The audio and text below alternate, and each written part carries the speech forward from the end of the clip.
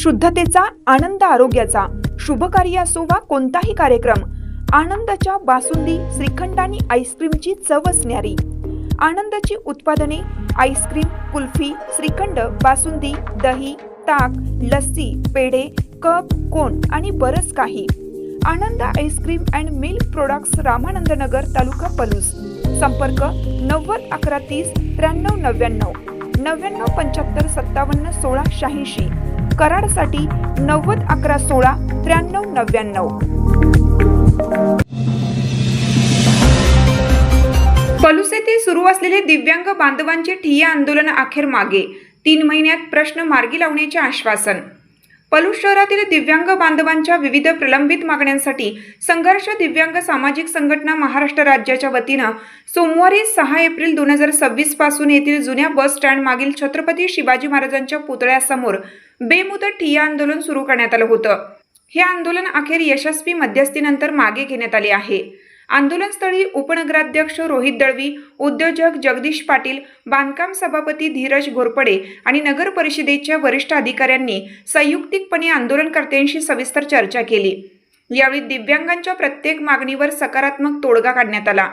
चर्चेअंती नगर परिषदेच्या वतीनं मागण्यांबाबतचे लेखी पत्र आंदोलकांना देण्यात आलं. नगराध्यक्षा संजीवनी पुदाले, माजी गटनेते सुहास पुदाले यांच्या हस्ते हे पत्र सुपूर्द करून आंदोलन अधिकृतपणे स्थगित करण्यात आले. त्यानंतर मुख्य आंदोलक आणि संघर्ष दिव्यांग संघटनेचे जिल्हाध्यक्ष सुनील दाशाळ यांनी हे आंदोलन 3 महिन्यांसाठी स्थगित करत असल्याची अधिकृत घोषणा केली. येत्या 3 महिन्यात दिव्यांग बांधवांचे हे सर्व प्रश्न प्राधान्याने मार्गी लावले जातील, असं आश्वासन उपनगराध्यक्ष रोहित दळवी यांनी यावेळी दिले. नगर परिषदेने दिलेल्या लेखी पत्रात विविध मागण्यांवर स्पष्ट भूमिका मांडली आहे. त्यानुसार पलूसच्या आठवडी बाजारात दिव्यांग बांधवांसाठी जागा आरक्षित केली जाईल.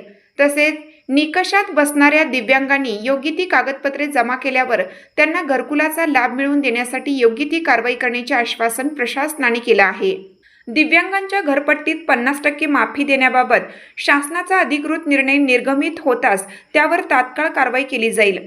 यासोबतच दिव्यांग बांधवांना दुकानगाळे देण्याबाबत येत्या 3 महिन्यात सर्वेक्षण करून शासन निर्णयानुसार पुढील कार्यवाही केली जाईल. दिव्यांग भरती संदर्भात वरिष्ठ कार्यकर्त्यांकडून आवश्यक ती कारवाई सुरू असल्याचे सांगण्यात आले. तर दिव्यांग निधीबाबत ग्रामविकास विभागाचा निर्णय नगर परिषदेस लागू होत नसल्याचेही प्रशासनाने स्पष्ट केलं आहे. आंदोलन मागे घेण्याच्या या महत्त्वपूर्ण प्रसंगी पलूस नगर परिषदेचे अधिकारी, माजी नगरसेवक दिलीप जाधव, भाजप नगरसेवक अमृत माळी, नगरसेवक धनाजी कुंभार, उद्योजक अजिंक्य पाटील, पलूस बँकेचे संचालक नितीन खारकांडे यांच्यासह मोठ्या संख्येने स्थानिक नागरिक आणि संघर्ष दिव्यांग संघटनेचे पदाधिकारी मोठ्या संख्येने उपस्थित होते.